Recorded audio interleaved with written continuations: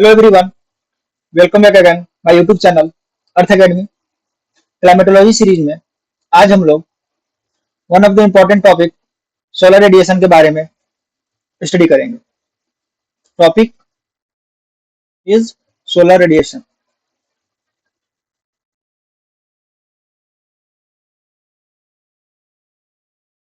Okay, solar radiation means the radiation which emitted by sun. तो सबसे पहली बात ये आता है कि सन के पास अपना एनर्जी आया कहाँ से। What is the source of energy of the sun. Okay, first term is that what is the source of energy of the sun. Okay, sun के पास जो अपना सोर्स ऑफ एनर्जी है, ठीक है, वो क्या है। मतलब जो सन के पास एनर्जी है वो कहाँ से आ रहा है, क्या है, कैसे फॉर्मेशन हो रहा है, ठीक, इसके बारे में सबसे पहले जानेंगे। तो हम लोग अच्छे से जानते हैं कि जो सन है इट इज द स्टार। सन हमारा क्या है, स्टार है। ओके, तो और सन जो है किससे मिला, किससे बना हुआ है। Sun is made of hydrogen and helium.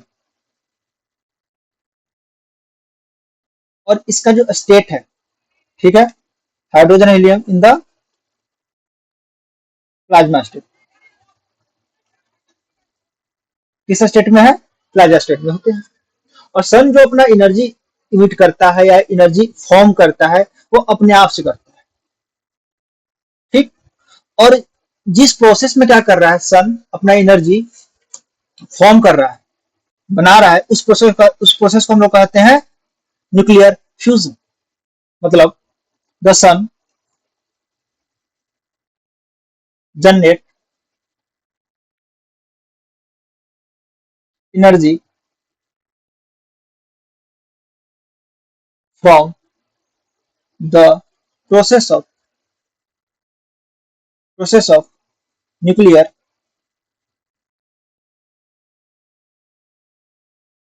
Process of nuclear fusion. अच्छा, तो न्यूक्लियर फ्यूजन किसका होता है, nuclear fusion of hydrogen. Hydrogen nuclei का आज किसमें चेंज होता है, इनटू हीलियम में।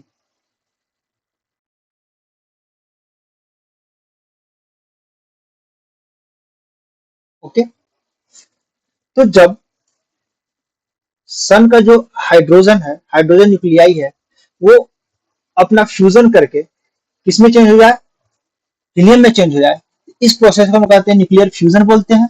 और इसी प्रोसेस के दौरान क्या करता है, सन एनर्जी जनरेट करता है।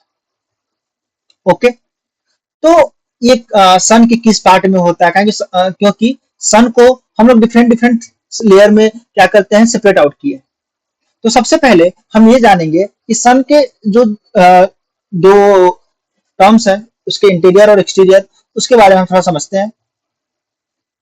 लेट सपोज ये जो है हमारा सन है। ओके, अच्छा, तो सन का दो टर्म, सन इंटीरियर और सन एटमोस्फेयर। अच्छा, हम मान लेते हैं सन का यहां तक अपना एटमोस्फेयर,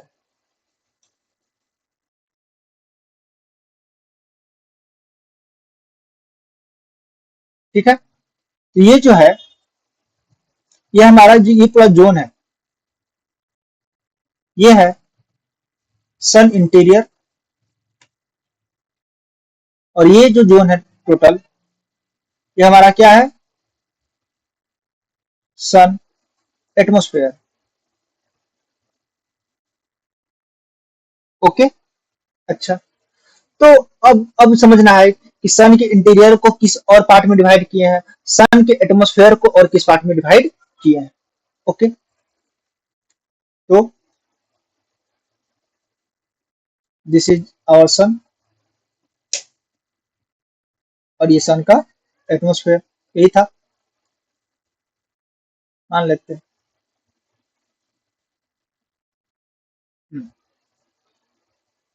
अगर हम इंटीरियर पार्ट को अगर हम डिवाइड करें तो सन के पास अपना एक कोर होता है। ओके, सन के पास एक अपना रेडिएशन जोन होता है। अच्छा, ये क्या है? Core of the sun. ये क्या है? Radiation zone of the sun. Radiation zone of the sun. और ये जो है, ये जो जोन है इंटीरियर पार्ट, ये क्या है? Convection zone. कन्वेक्शन जोन होता है। अच्छा, इसी तरह हमारा जो एटमॉस्फेयर है, सन एटमॉस्फेयर है, उसको हम लोग क्या करते हैं, अलग अलग पार्ट में डिवाइड किए हैं। This is zone 1, this is suppose zone 2, और दिस इज जोन जोन मेरा ये 3। दिस इज 1, दिस इज 2 और दिस इज 3। अच्छा, तो जो 3 वाला पार्ट होता है, सो सबसे जो है आउटर मोस्ट पार्ट जो होता है, उसको हम कहते हैं कोरोना।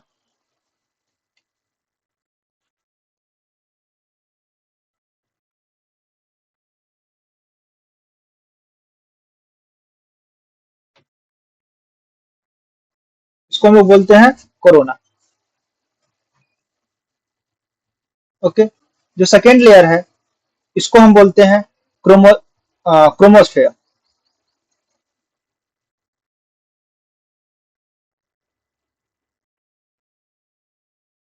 और इस वाले पार्ट को हम लोग बोलते हैं फोटोस्फेयर।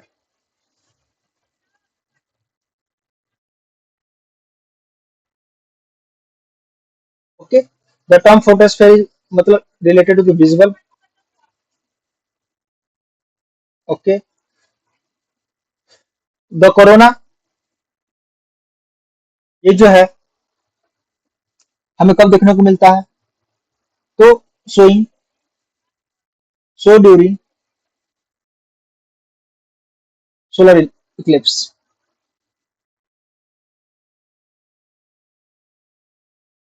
ओके, अच्छा, तो ओवरऑल हमारा क्या हो जाएगा, ये सन हो गया। ये सन का इंटीरियर पार्ट को 3 पार्ट में डिवाइड किए, मतलब सन के इंटीरियर जोन को 3 पार्ट में डिवाइड किए, कोरोना, एक रेडिएशन जोन, और तीसरा जो हो गया हमारा कन्वेक्शन जोन हो गया। सन के अगर एटमोस्फेरिक पार्ट की बात करें, इसका जो सबसे नियरेस्ट टू द सन जो होता है एटमोस्फेयर, उसको हम कहते हैं फोटोस्फेयर। उसके जो मिडिल पार्ट को होता है उसको हम कहते हैं क्रोमोस्फेयर। और उसका जो तीसरा पार्ट जो होता है, जो सबसे आउटरमोस्ट पार्ट होता है, उसको क्या कहते हैं? कोरोना। और कोरोना जो होता है हमें कब देखने को मिलता है? जब जब सूर्य ग्रहण लगे, मतलब सोलर इक्लिप्स हो, तो हमको क्या करता है, देखने को मिलता है। अच्छा, तो हम ये बात अभी कर रहे थे कि रेडिएशन कहाँ से जनरेट हो रहा है, मतलब सन अपना एनर्जी कहाँ से फॉर्म कर रहा है। तो जो सन जो होता है अपना एनर्जी जो जनरेट करता है, वो करता है इंटीरियर जोन से। ठीक है, सन जो है हमारा, वो एनर्जी जो क्या करता है, जनरेट करता है, वो कहाँ से करता है? इंटीरियर जोन से करता है। और जो इंटीरियर जोन में भी किसे करता है? वो कोर वाले पार्ट से करता है। ओके, तो sun generate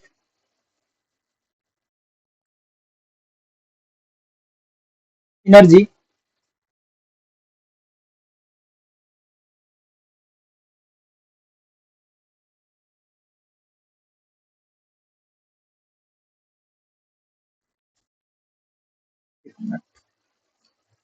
the sun generate energy in the interior zone, interior zone of core. Okay, अच्छा, यहां तक हमारा ये सारा कॉन्सेप्ट हो गया कि सन का इंटीरियर, सन का एटमोस्फेयर, फिर सन का एनर्जी का सोर्स। अब हम जानेंगे एनर्जी कमिंग फ्रॉम द सन, मतलब जो एनर्जी हमारा सन से आ रहा है वो किस फॉर्म में आ रहा है, उसका वेवलेंथ क्या है।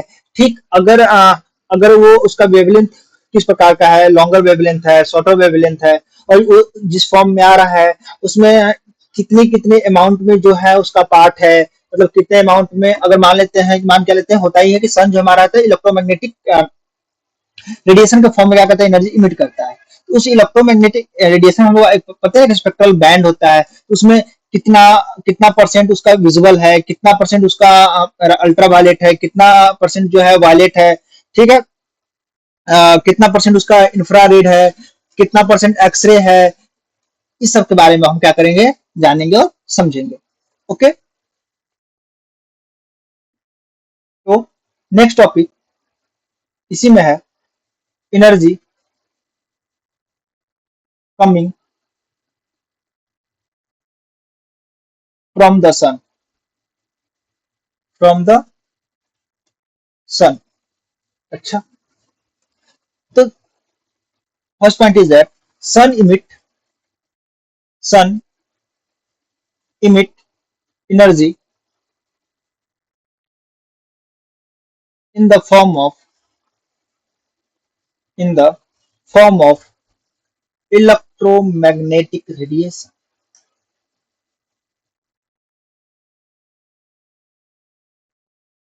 electromagnetic radiation। ओके, अच्छा, तो हमको पता है कि सन के पास बहुत टेम्परेचर होता है, sun has too much high temperature. अच्छा, जिसके कारण क्या होता है, जो सन इलेक्ट्रोमैग्नेटिक रेडिएशन इमिट करता है उसका वेवलेंथ जो होता है बहुत छोटा होता है, ठीक है। तो sun emit radiation in the form of short wave, ठीक है ना, sun emit short wave radiation, type of radiation. क्यों? Because it has too much temperature. इसका मतलब क्या होता है, बहुत ज्यादा टेम्परेचर होता है इसी का। अच्छा, अबाउट 43% जो रेडिएशन होता है, रेडिएशन एनर्जी होता है, मान के चलिए कि हमारा जिसमें से क्या हो रहा है कि सन अपना क्या कर रहा है कि 100% सोर्स से निकला अपना रेडिएशन है, उसमें से उस 100 टोटल 100 में से जो 43% होगा वो क्या होगा, एनर्जी जो होगा वो जो स्पेक्ट्रम होगा वो किसका होगा, विजुअल रे का होगा, ठीक है ना। बाद 43 जो रेडिएशन इमिट होगा वो किसका होगा, आपका visual part of the spectrum,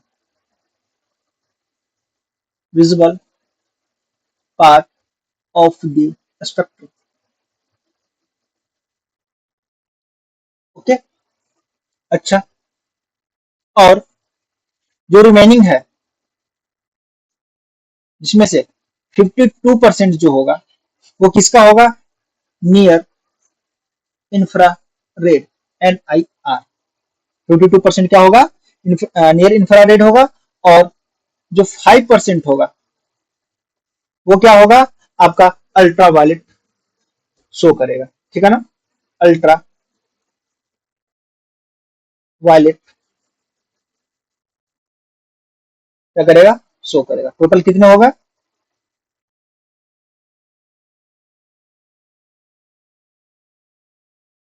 100% होगा। अच्छा, और हमको कभी कभी क्या होता है कि देखने को मिल जाता है कि लेस देन 1%, ठीक है, 1% से भी क्या होता है, कम। हमें इसमें क्या हो जाता है कि वो सोलर रेडिएशन जो है वो इमिट करता है क्या, X-ray, gamma ray, gamma wave and radio wave.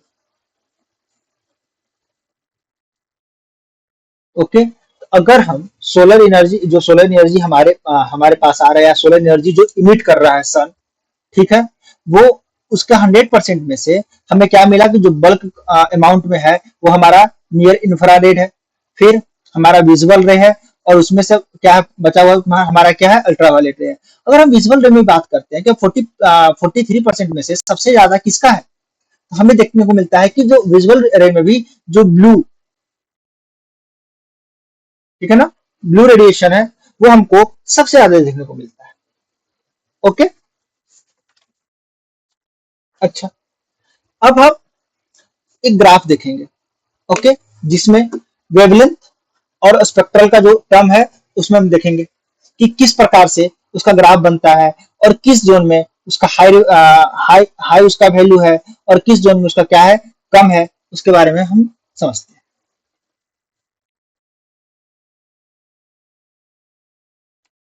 Okay,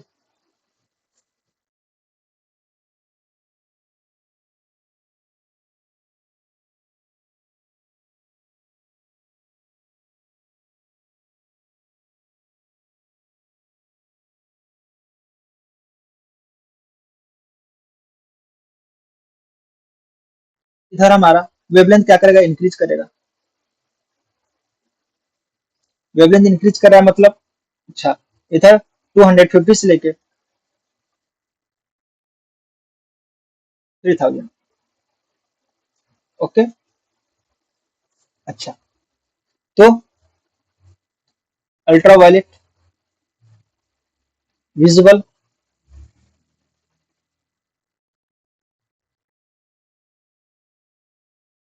visible, near infrared, NIR।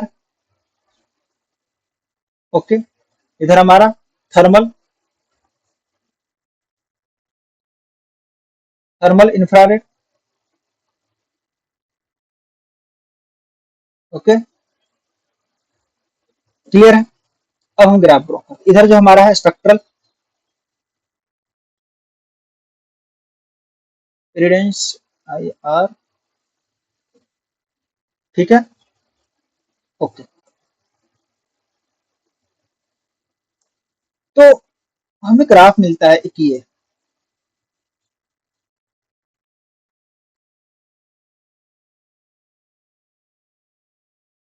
एक अनदर इसमें है,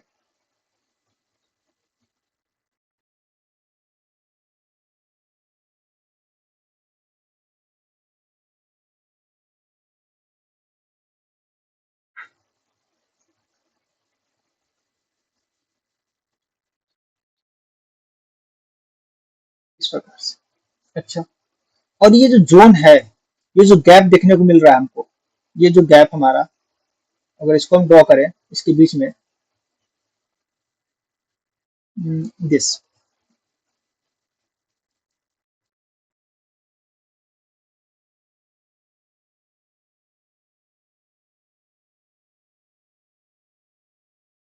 okay, this is the H2O।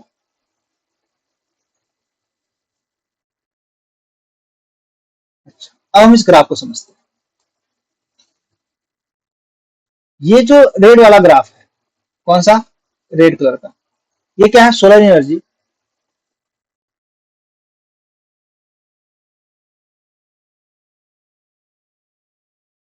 Solar,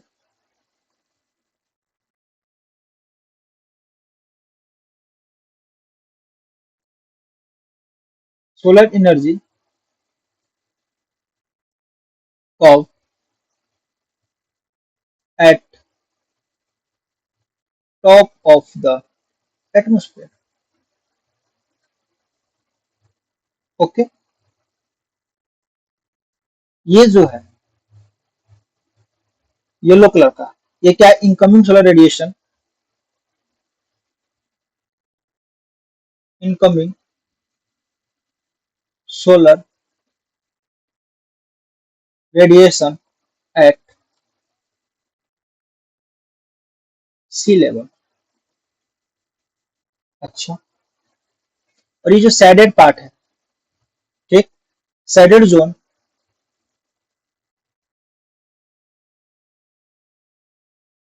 shaded zone show energy absorbed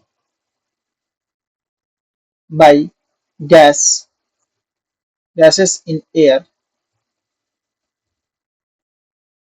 including water vapor, carbon dioxide, ozone, and other greenhouse gases. अब इस graph को समझते हैं। यह हमारा ओवरऑल टर्म था।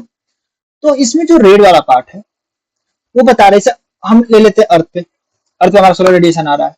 अच्छा, तो अर्थ का अगर जो टॉप मोस्ट लेयर की हम बात करते हैं, टॉप मोस्ट एटमोस्फेयर की अगर हम बात करते हैं, तो वहां पर हमें इस टाइप का सोलर रेडिएशन कब हमको देखने को मिल रहा है कि हमारे अर्थ पे क्या है, सबसे ज्यादा क्या आ रहा है, विजुअल स्पेक्ट्रम आ रहे हैं।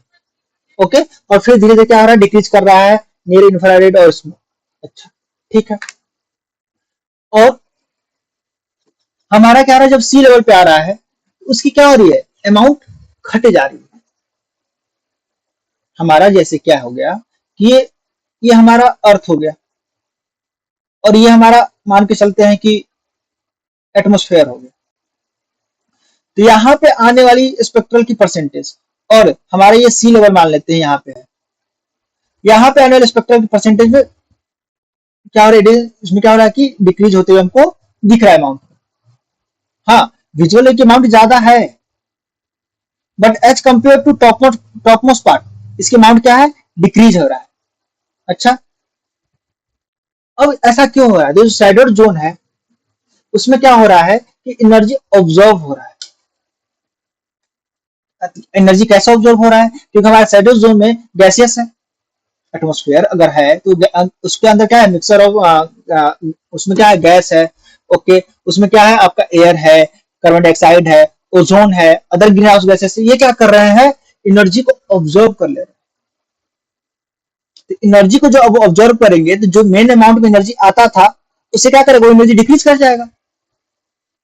तो जो एक्चुअल में स्पेक्ट्रल की जो लेवल है वो हमें आउटर द एटमोस्फेयर या top most part of the atmosphere जो देखने को मिलता है अर्थ के, उसके कंपेयर में उसके सी लेवल पे हमें डिक्रीज होते हुए दिखता है। ये जो गैप देखने को मिल रहा है वो इसी के कारण फॉर्म हो रहा है।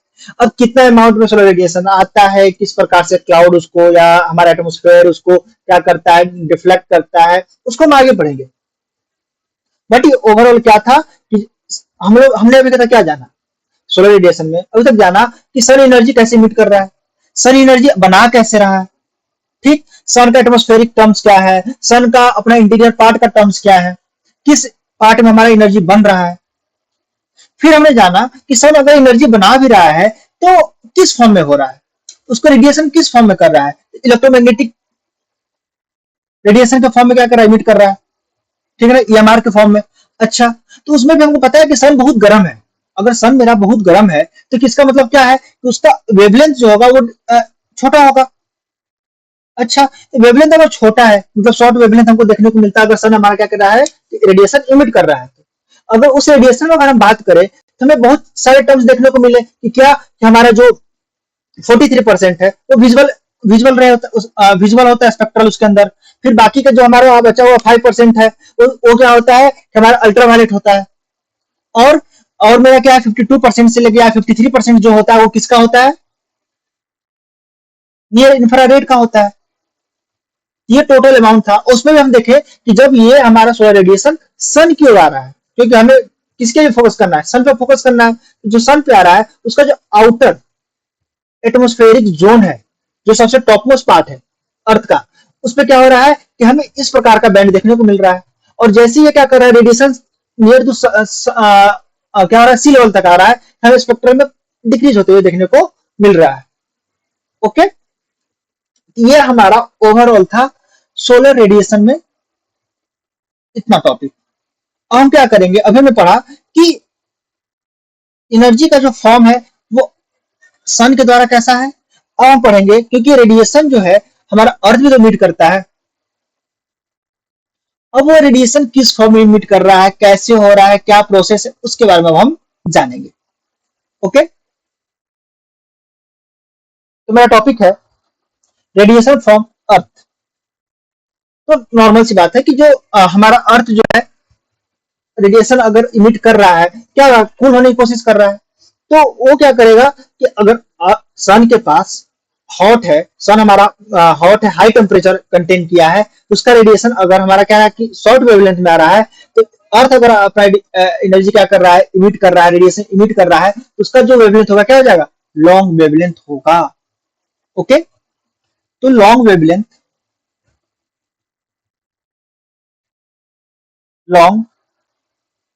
लॉन्ग वेव रेडिएशन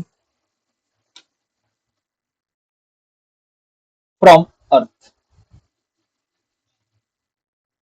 ओके, अच्छा, ये और ये क्या होता है, थर्मल इंफ्रारेड। इसके बारे में आज बाद में जाएंगे, सबसे पहले इस पे फोकस करते हैं, लॉन्ग वेव रेडिएशन फ्रॉम अर्थ कैसे। तो इसका अगर सारा फिनोमेना पढ़े जाने, तो जो हमारा अर्थ है, अर्थ पे पहले सोर्स ऑफ जो रेडिएशन आ रहा है वो क्या है, सन है, सोलर रेडिएशन है हमारा, ठीक है ना। अच्छा, तो ये क्या करेगा, एनर्जी को क्या करेगा, ऑब्जॉर्व करेगा, ठीक है ना। तो क्या हो रहा है इसमें कि अगर हम बात करें तो द अर्थ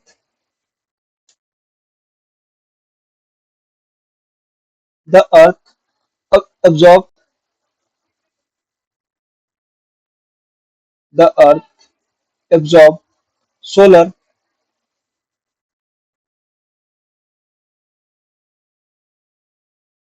short wave, ठीक है, radiation during day time. Okay, and और क्या करेगा, रिफ्लेक्ट बैक करेगा, रिफ्लेक्ट बैक द हीट, ठीक है। और क्या करता है, रिफ्लेक्ट बैक करता है अपनी हीट को, received into the space as long wave radiation, ठीक है ना। और इसमें से जो होता है लॉन्ग वेव रेडिएशन में से जो स्पेक्ट्रल मैक्सिमम हमको देखने को मिलता है, क्या होता है, वो थर्मल इंफ्रारेड होता है, थर्मल इंफ्रारेड होता है ड्यूरिंग, ये कब होता है प्रोसेस, नाइट टाइम। हम वही बता रहे थे कि जैसे कि during the day, during the day हमारा क्या कर रहा है, सन के द्वारा जो रेडिएशन आ रही है वो अर्थ हमारा ऑब्जॉर्व करता है, और ये जो आ रहा है रेडिएशन, ये क्या होता है, शॉर्ट वेवलेंथ का होता है।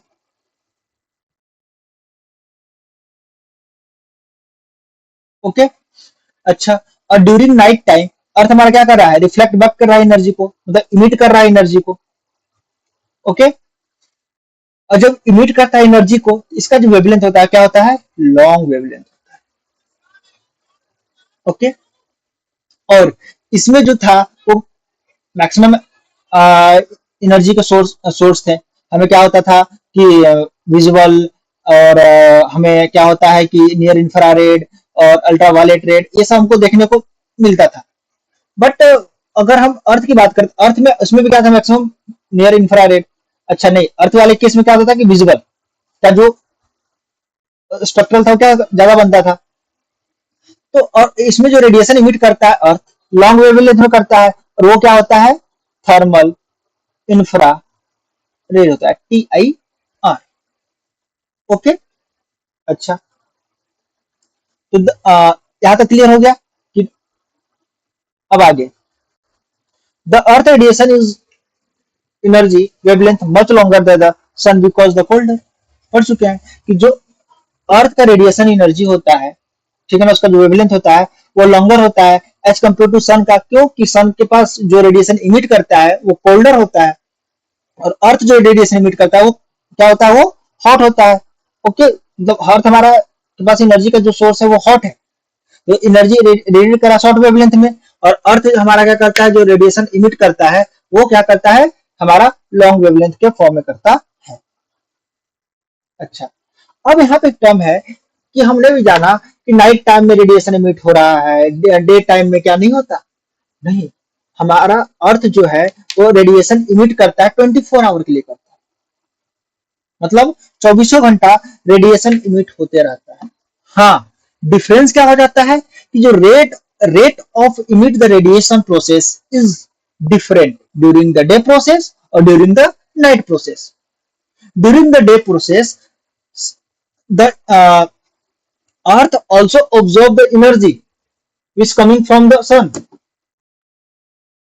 Due to this, the amount of receive the energy as compared to radiate the energy is more. मतलब अर्थ क्या कर रहा है, हाई अमाउंट में एनर्जी क्या कर रहा है, ऑब्जॉर्व कर रहा है, और लो अमाउंट में एनर्जी इमिट कर रहा है, इसलिए हमें दिन टाइम पता ही नहीं चलता। मतलब रेट क्या हो जाता है, इमिट करने की कम हो जाती है, ऑब्जॉर्व करने की क्या हो जाती है, ज्यादा होती है। But as compare to the night time, sunlight हमारे अर्थ के उस पार्ट पे आता ही नहीं है। अगर जिस पार्ट की बात करें, जिस पार्ट में नाइट हो गया है, तो उस पार्ट में हमारा सन का एनर्जी आएगा ही नहीं। सन का एनर्जी आएगा ही नहीं तो हमारा क्या हो जाएगा, अर्थ एनर्जी ऑब्जॉर्व करेगा ही नहीं, हॉट एनर्जी। अब अर्थ के पास क्या बच गया है, एनर्जी को इमिट करने का, और अर्थ हमारा अगर एनर्जी इमिट कर रहा है तो rate of emit energy is higher than the rate of the observe energy, क्योंकि सोर्स तो है ही नहीं। इसलिए हमारा जो रेडिएशन आउट प्रोसेस जो होता है अर्थ का, वो नाइट टाइम ज्यादा होता है as compare to day time. Okay, during day time radiation process, radiation out process जो होता है अर्थ का लो होता है, और during night time radiation out process जो होता है अर्थ का वो ज्यादा होता है। ठीक है ना। अच्छा, part of this, next part of this long wave radiation is absorbed by greenhouse gas. Greenhouse gases, which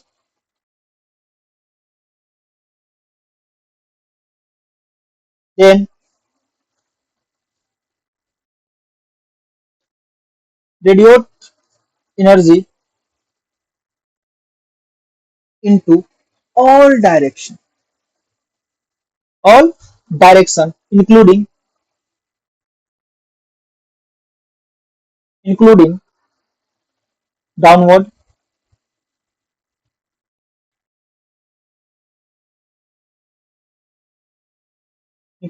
downward, and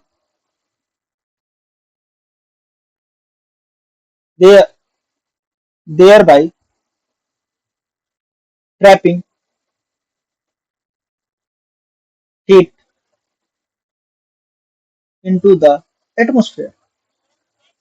अच्छा, अब हम अगर रेडिएशन आउट की बात करते हैं तो हमारा एक एटमोस्फेयर हो गया। अच्छा,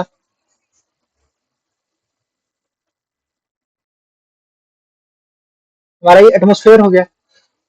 तो जो लॉन्ग वेव एनर्जी इमिट किया जा रहा है अर्थ के द्वारा, वो किसके तरफ, अब ऊपर जाके हमारा ये ऑब्जर्व हो जा रहा है। ठीक, पहले ऑब्जर्व किया जा रहा है किसके द्वारा, ग्रीन हाउस गैसेस के द्वारा। और ये ग्रीन हाउस गैसेस क्या कर रहे हैं, ये एनर्जी को फिर क्या कर रहे हैं, चारों तरफ